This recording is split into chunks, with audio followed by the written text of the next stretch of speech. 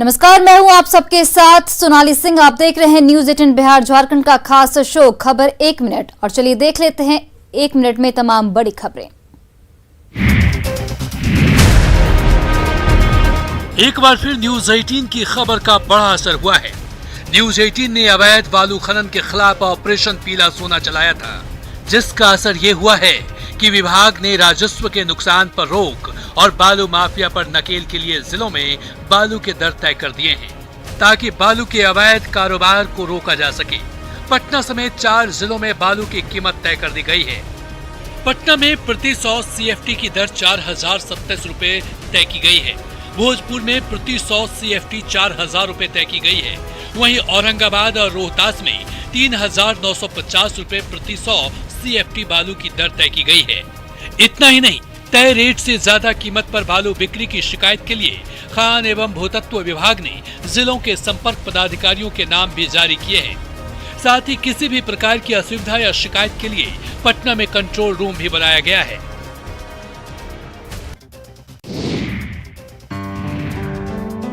यह है पटना का हनुमान मंदिर, जहां कोरोना काल से पहले हर रोज हजारों लोग दर्शन के लिए पहुंचते थे, लेकिन इन दिनों एक विवाद की वजह से चर्चा में है।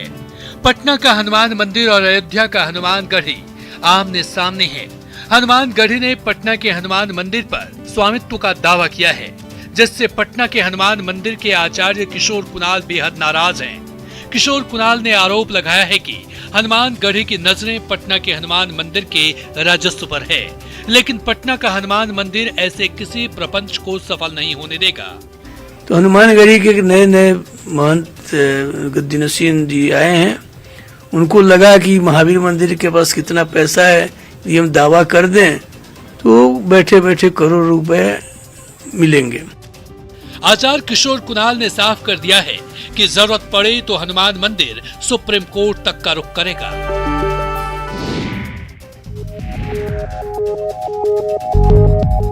बांका में अवैध बालू खनन माफिया के खिलाफ प्रशासन ने शिकंजा कसना शुरू कर दिया है। जिला प्रशासन ने कार्रवाई करते हुए कई लाख के अवैध बालू समेत कई गाड़ियों को जब्त किया है।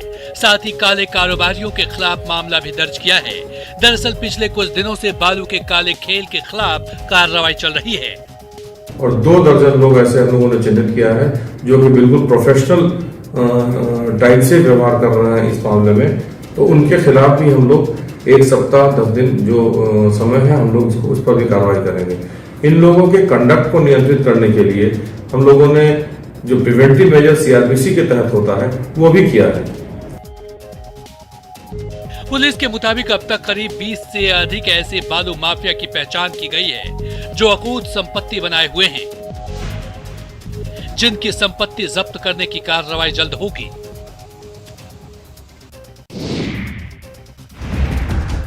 खबर मुंगेर के असरगंज प्रखंड से है, जहां के खिलाड़ी सुविधाओं के मामले में आज भी पिछड़ा महसूस कर रहे हैं। सरकार खिलाड़ियों को हर सुविधा मुहैया कराने के दावे करती है, तो वहीं अधिकांश गांवों में खेल का मैदान तक नहीं है। उनका कहना है कि नेताओं के लिए खेल का मैदान सिर्फ चुनावी मुद्दा बनकर रह गया है, जिसके वजह से खिलाड़ियों के प्रदर्शन पर भी असर पड़ रहा है। स्थानीय लोगों का आरोप है कि कई नेताओं ने प्रखंड में स्टेडियम बनाने का आश्वासन तो दिया, लेकिन सारा मामला सिर्फ कागज तक ही सीमित रह गया। ऐसे में खिलाड़ियों को प्रैक्टिस करने के लिए यहाँ वहाँ भटकना पड़ता है। उबड़ खाबड़ जगहों पर वो अपनी प्रैक्टिस कर रहे हैं, जिसकी वजह से प्रतिभाओं को अभ्यास के अभाव में आगे बढ़ने का अवसर नहीं मिल पा रहा है। मतलब ये फील्ड का चर्चा तभी उठता है जब कोई चुनाव आता है, उसके बाद अपने जगह नेता अपने जगह चले जाते हैं, बाकी बाद लोग भी जो है शांत। लेकिन इससे इसकी समस्या, इस फील्ड की समस्या अभी तक जो है दूर नहीं हुई। ज्यों का त्यों जो है पड़ा हुआ है। देख रहे हैं यहाँ पर बहुत सारा अतिक्रमण जो है इस पे किया हुआ है।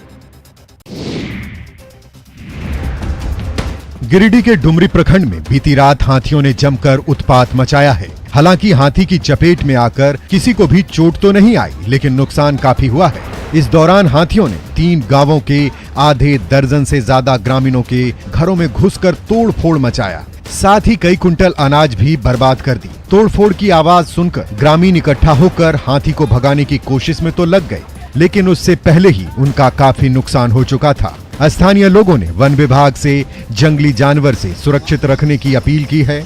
वहीं वन विभाग के अधिकारियों ने कुछ भी कहने से मना कर दिया है। बता दें कि लकड़ी तस्कर लगातार जंगल से लकड़ी काट रहे हैं, जिसकी वजह से जंगली जानवर भोजन की तलाश में भटककर गांव पहुंच जाते हैं।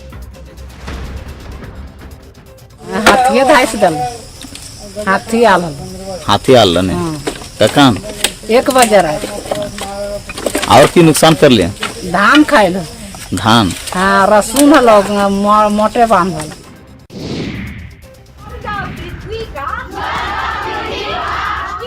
गया में धर्मांतरण के मामले थमने का नाम नहीं ले रहे हैं। शिक्षा की कमी, अंधविश्वास और लालच के कारण अब बड़े पैमाने पर लोग धर्मांतरण करा रहे हैं।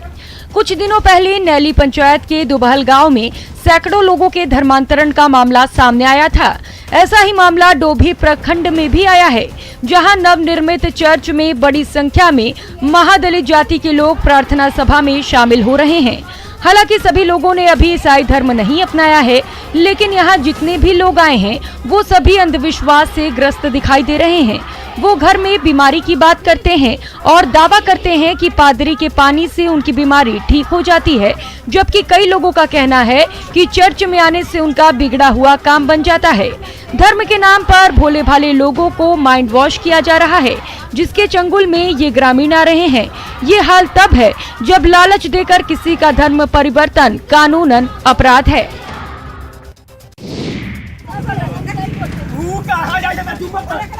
हाथापाई और खींचतान की तस्वीर आई है वैशाली से, जहां महाराणा प्रताप चौक पर पति पत्नी और वो जैसी फिल्मी कहानी देखने को मिली।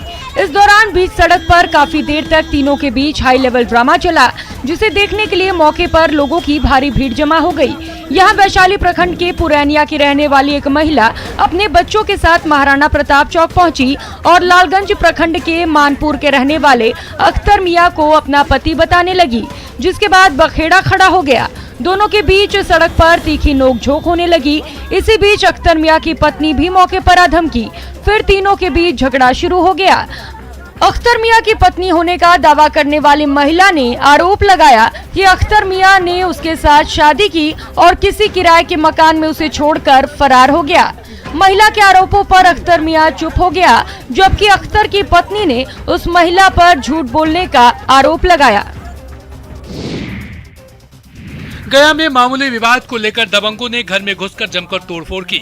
तोड़फोड़ की तस्वीरें सीसीटीवी में कैद हो गई है। लाठी डंडों से लैस दर्जनों लोग एक घर के सामने आए। घर का ग्रिल बंद था। दबंगों ने ग्रिल में जोरदार धक्का दिया और फिर घर के अंदर दाखिल हो गए। दबंग घर में घुसकर तोड़फोड़ और पत्थरबाजी करने लगे। कुछ लोगों ने उन्हें रोकने की भी कोशिश की, लेकिन वो मानने को तैयार नहीं हुए। इस हमले में घर में रह रही एक गर्भवती महिला को भी चोट लगी है। मामला मगध मेडिकल थाना क्षेत्र के सूरजपुरा गाँव का है। बताया जा रहा है कि मामूली विवाद को लेकर 2 युवकों में मारपीट की घटना हुई थी, जिसके बाद दबंगों ने घर पर धावा बोला। आपराधिक किस्म के दर्जनों लोग हाथों में लाठी डंडे लिए हुए थे और घर पर ईंट पत्थर बरसा रहे थे। हमले के दौरान घर में कोई पुरुष नहीं था। घर में सिर्फ 2 महिलाएं मौजूद थे। अंदर हेल के सब मारपीट किया है, तोड़फोड़ किया है, पसवान है वो सब। हाँ, पूरा अगल बगल सब तोड़फोड़ के मार चूर के सब निकल गया है। दहेज उन्मूलन को लेकर कड़े कानून हैं। दोषियों को सलाखों के पीछे डाला भी जाता है, लेकिन फिर भी इस पर रोक नहीं लग पा रहा। ताजा मामला नालंदा के हिलसा का है, जहां दहेज के लोभी ससुराल वालों ने एक नवविवाहिता की हत्या कर दी। मामला हिलसा थाना क्षेत्र के नोनिया बिघा की है। घटना को इस तरह से अंजाम दिया गया कि सुनकर लोगों के रोंगटे खड़े हो जा रहे हैं। ससुराल वालों ने विवाहिता को कई टुकड़ों में काट डाला और शव को जमीन में गाड़ दिया, ताकि हत्या के बारे में किसी को पता न चले। लेकिन पुलिस शव को जमीन के नीचे से बरामद कर लिया है। बताया जा रहा है कि मृतक का पति रेलवे में 4th ग्रेड कर्मचारी था, जिसका टीटीई पद पर प्रमोशन हो गया, जिसके बाद वो ससुराल वालों से 4 लाख की डिमांड करने लगा और रुपए नहीं मिलने पर लड़की की हत्या कर दी। इस मामले में मृतक के पति संजीत कुमार समेत 5 लोगों पर हत्या का मामला दर्ज किया गया है। पुलिस बाकी आरोपियों की तलाश कर रही है।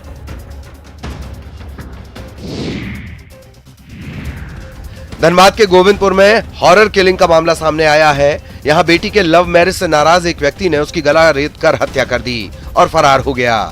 गोविंदपुर थाना इलाके के नवाटांड की यह घटना है। खास बात यह है कि मां के सामने ही पिता ने बेटी की हत्या की। वारदात की जानकारी मिलने के बाद पुलिस मौके पर पहुंची और बेहोश मां को इलाज के लिए अस्पताल में भर्ती करवाया। हत्यारे पिता का नाम राजकुमार साव है, जो झरिया का रहने वाला है। पुलिस के मुताबिक 9 महीने पहले राजकुमार की बेटी ने घर वालों की रजामंदी के बगैर ही प्रेम विवाह कर लिया था। इससे राजकुमार साव नाराज चल रहे थे और जमीन दिखाने के बहाने बेटी की ले जाकर हत्या कर दी। लड़की की हत्या अपनी मां के मौजूदगी में की गई है और हम लोगों को जो ही सूचना मिली हम लोग घटनास्थल पर गए, शव को पोस्टमार्टम के लिए भेजा गया है और अभियुक्त रामप्रसाद साव अभी फिरार है। और पुलिस हत्यारे पिता की गिरफ्तारी के लिए सघन छापेमारी अभियान चला रही है। बिहार में शराबबंदी कानून लागू हुए 5 साल हो गए। इस दौरान अवैध तस्करी और सेवन के आरोप में लाखों लोग पकड़े गए।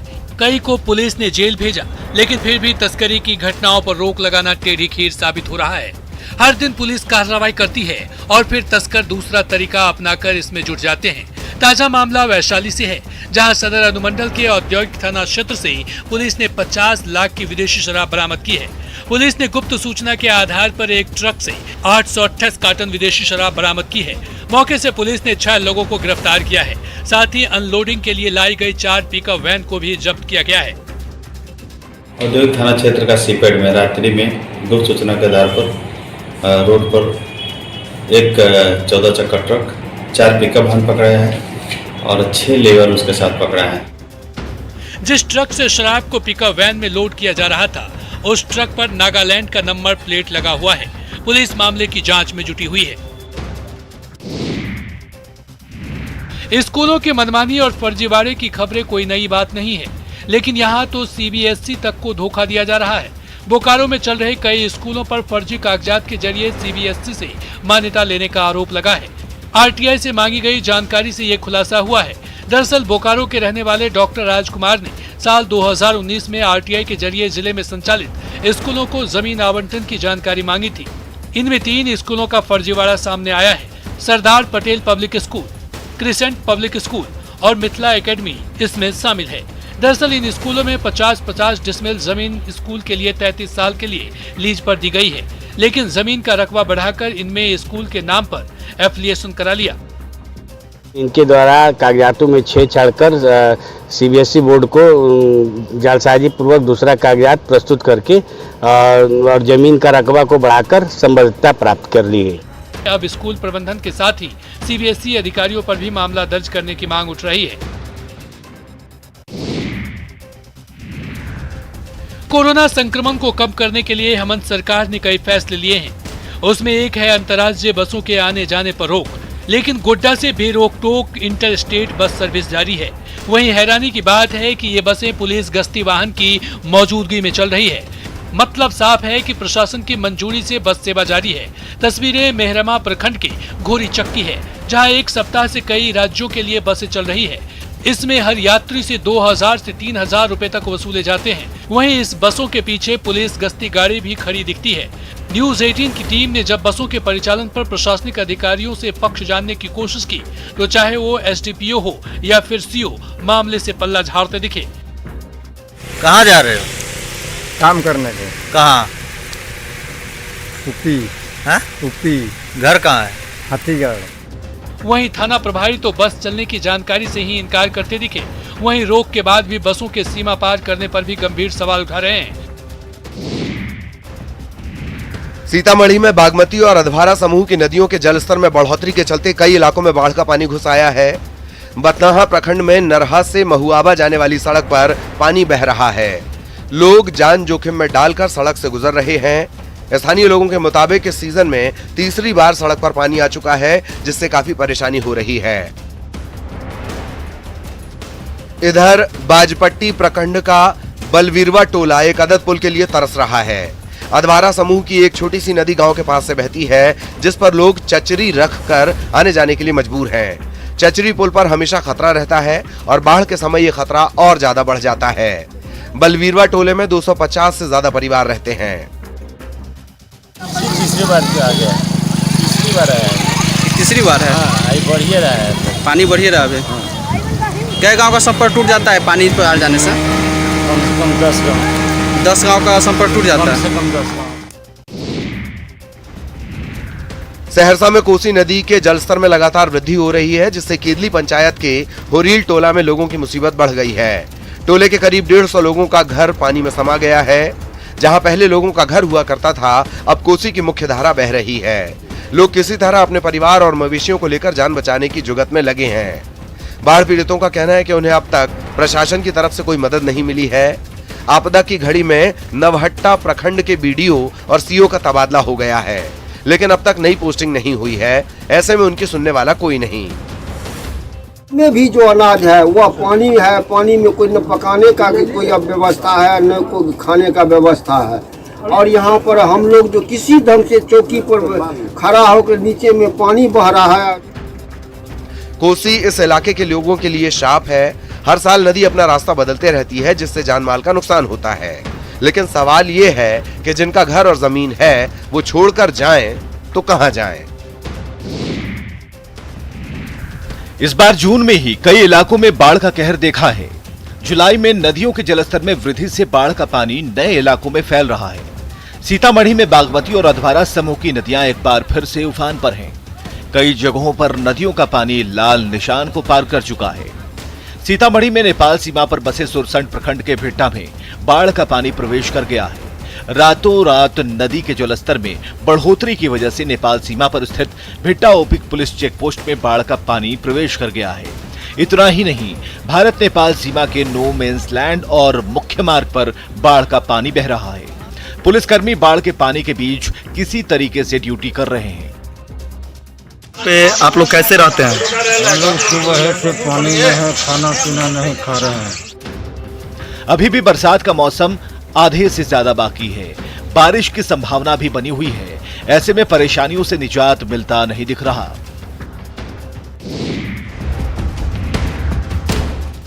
गंगा में उफान का असर साहिबगंज में भी नजर आने लगा है। राजमहल प्रखंड में मोकिमपुर पंचायत के शोभापुर गांव में कटाव शुरू हो गया। एनएच से महज 20 फीट की दूरी पर हो रही गंगा नदी के कटाव से जमीन धंसने लगी है। वहीं उधवा के प्राणपुर में कई घर और करीब 50 एकड़ जमीन गंगा नदी की गोद में समा गई। दोनों जगहों पर लगातार कटाव से ग्रामीण दहशत में हैं। शोभापुर में पिछले 24 घंटे में करीब 100 फीट की दूरी तक की जमीन 4 से 5 फीट नीचे धंसने से स्थानीय ग्रामीण दहशत में हैं। जल्द ही बाढ़ सुरक्षात्मक कार्य करने का आग्रह सरकार से किया गया है।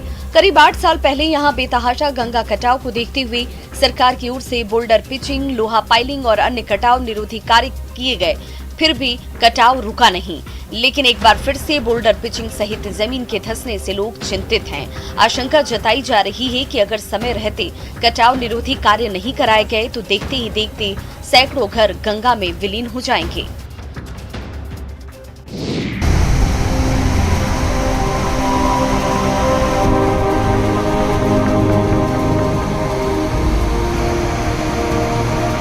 पिछले कई घंटों से हो रही बारिश से बैतूल के कई इलाकों में नदी नाले उफान पर हैं। इस मॉनसून सीजन में पहली बार सारनी के सतपुड़ा डैम के सभी 7 गेट 2-2 फीट तक खोले गए हैं, जिनसे प्रति सेकेंड 11,725 क्यूसेक पानी छोड़ा जा रहा है। इस बार सतपुड़ा डैम बारिश की शुरुआत में ही लबालब हो गया है। डैम का उच्चतम स्तर 1,429 फीट है। वहीं बड़ी मात्रा में पानी छोड़े जाने से तवा नदी में बाढ़ के हालात बन गए हैं और कई घाट और निचले स्थानों पर बने रपटे डूब गए हैं। जिला प्रशासन ने संवेदनशील इलाकों में लोगों को सतर्कता बरतने के निर्देश दिए हैं और हेल्पलाइन नंबर भी जारी किए हैं।